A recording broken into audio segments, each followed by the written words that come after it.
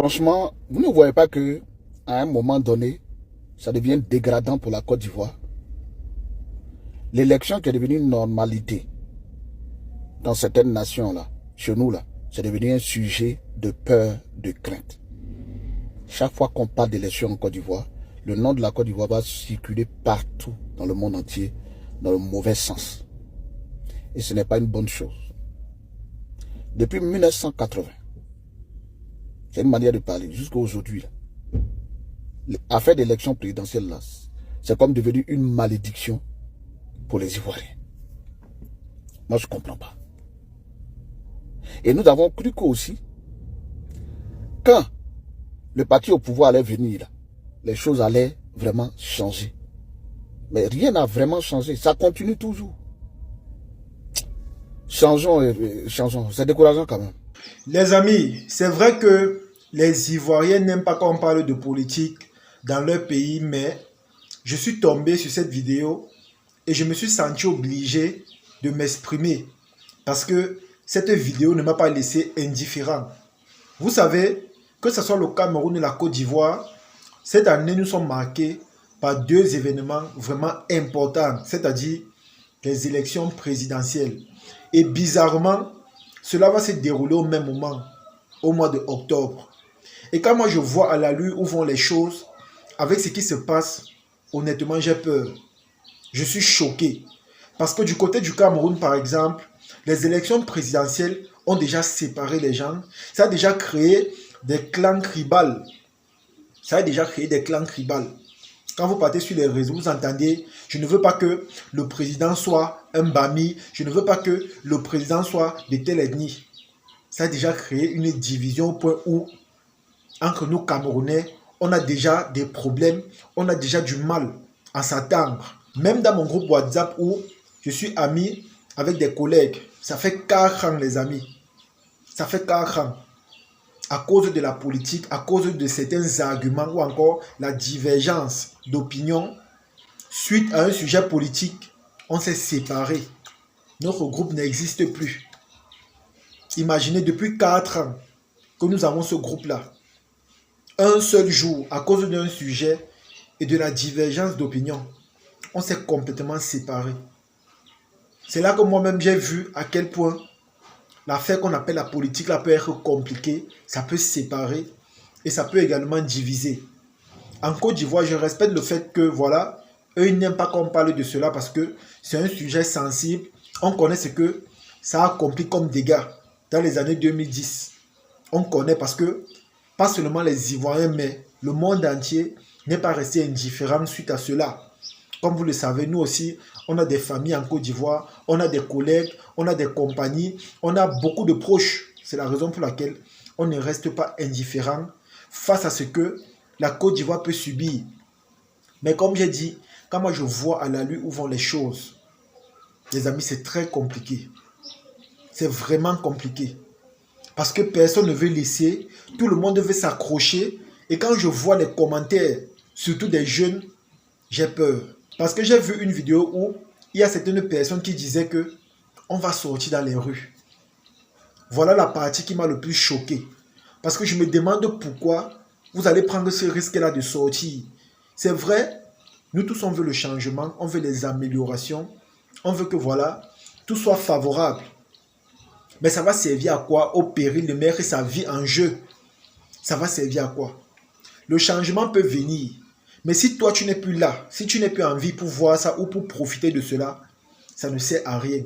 Moi personnellement, je ne peux pas sortir pour un homme politique. Je ne peux jamais le faire. Je dis bien jamais. Je ne peux jamais le faire.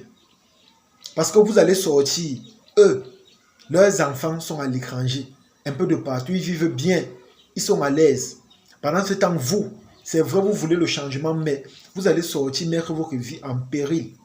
Et c'est ça qui n'est pas bon. Quand on voit les dégâts que la politique a causés en Côte d'Ivoire dans les années 2010, c'est tellement choquant. Il y a eu tellement de pertes en vies humaines, il y a eu des familles séparées, divisées, il y a eu des pleurs. C'était vraiment triste. C'est la raison pour laquelle je vous ai dit, moi je respecte beaucoup ce que les Ivoiriens ont vécu et ce qu'ils m'ont dit concernant la politique, mais Il ne faudrait pas que des choses comme ça arrivent une seconde fois. Il ne faudrait pas. Parce que c'est un chromatisme. Il y a des gens jusqu'à présent, ils ne se sont pas remis de ce qui s'est passé jusqu'à présent. Et pour parler du Cameroun, c'est à peu près la même chose. Parce que du côté du sud-ouest, où il y a nos frères anglophones, jusqu'à présent, ça ne va pas. Jusqu'à présent, ça ne va pas parce qu'ils sont contre le système en place. Donc du coup, pour eux, la seule manière de se faire entendre par le gouvernement, c'est d'accomplir certains actes négatifs. Et bizarrement, ils le font sur leurs semblables. C'est-à-dire, tu vas voir quelqu'un comme ça, là, le matin, il sort pour aller travailler. Après, tu vois sa photo où on dit qu'il a été victime des ambazos. Les amis, c'est tellement choquant. Quand moi je vois ça, j'ai mal. Je ne sais pas pourquoi on ne veut pas être unis. Je ne sais pas pourquoi on ne veut pas respecter la démocratie. Je ne sais pas pourquoi on ne veut pas faire les choses dans le calme et dans le respect. Je ne sais pas pourquoi. Je ne sais pas pourquoi en Afrique, chez nous, ça tourne toujours au vinaigre. Ça devient toujours quelque chose où, à un niveau, on ne peut pas gérer. Je ne sais pas pourquoi. Je ne sais pas pourquoi. Et ce qui est mauvais, c'est que c'est toujours le bas peuple qui écope. C'est toujours le bas peuple. C'est toujours le bas peuple. C'est-à-dire les gens pauvres. Ceux qui veulent vraiment le changement ou le bien-être. C'est toujours eux qui écopent. Pendant ce temps, parfois même ceux qui organisent ça, à un moment donné, quand ça cuit, ils se déplacent pour aller à l'étranger ou encore, ils envoient leur famille à l'étranger. Pendant ce temps, nous, en tant que pauvres, on subit. Et lorsque tu perds ta vie, c'est ta famille qui pleure, c'est ta maman qui pleure. Tu la laisses en larmes. Tout ça pourquoi? Parce que tu as voulu sortir pour un objectif qui, certes, c'est peut-être intéressant, mais à quel prix? À quel prix, les amis? Tu es là aujourd'hui, tu es vivant, on t'aime. Mais demain, quand tu fermes les yeux, on te pleure, mais après on t'oublie. C'est comme ça.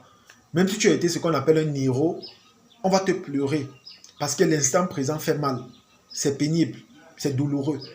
Mais après, on t'oublie. Et c'est comme ça que la vie continue. C'est simplement pour vous dire quoi? Soyez intelligents dans ce que vous faites. Parce que quand moi je vois la lui où vont les choses, que ce soit au Cameroun ou en Côte d'Ivoire, c'est compliqué.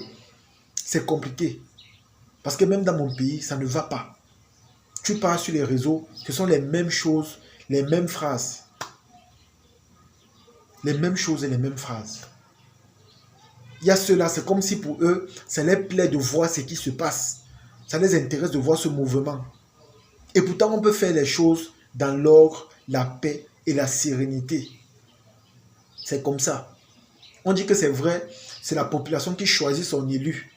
Mais donnez-nous alors l'occasion de faire les choses correctement. On n'a pas besoin d'avoir ou encore de voir tout ce qu'on voit sur les réseaux là. Ce n'est pas bon, les amis. Ce n'est pas bon. Je vois comment certaines personnes disent que ça va cuire.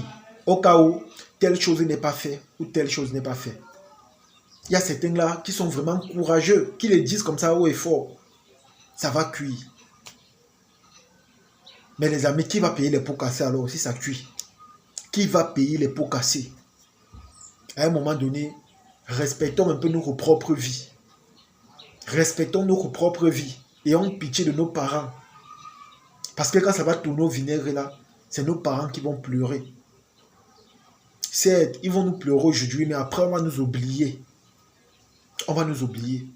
Donc soyez intelligents, faites vraiment preuve de maturité dans ce que vous voulez faire. Comme j'ai dit, c'est vrai, vous n'aimez pas qu'on parle de la politique chez vous, mais vu que c'est un sujet important, et on peut dire que cette année, c'est un sujet qui nous concerne, nos deux pays, je pense que c'est important que je donne mon avis. C'est vraiment important. En tout cas, c'est ici que se termine cette vidéo. J'espère que vous avez aimé. J'espère que vous avez apprécié. Comme j'ai dit, quand tu vois ce qui se dit sur les réseaux ou encore ce qui se passe, c'est vraiment effrayant. Tout ce qu'on veut, c'est la paix. Et on souhaite que les choses se passent dans l'ordre. On veut que ça se passe dans l'ordre. On ne veut pas voir des jeunes qui vont risquer leur vie simplement comme ça. On ne veut pas ça. Parce que jusqu'à présent, on a subi à l'époque. Et on ne veut pas revivre une seconde fois les mêmes choses. Parce qu'il y a des familles qui ont pleuré. Il y a ceux-là même qui jusqu'à présent sont traumatisés. Il y a ceux qui ne se sont pas encore remises de tout ce qu'ils ont vécu à l'époque. Et sans vous mentir, on ne veut plus ça. On ne veut plus. En tout cas, partagez la vidéo au maximum et on se dit à la prochaine. Ciao.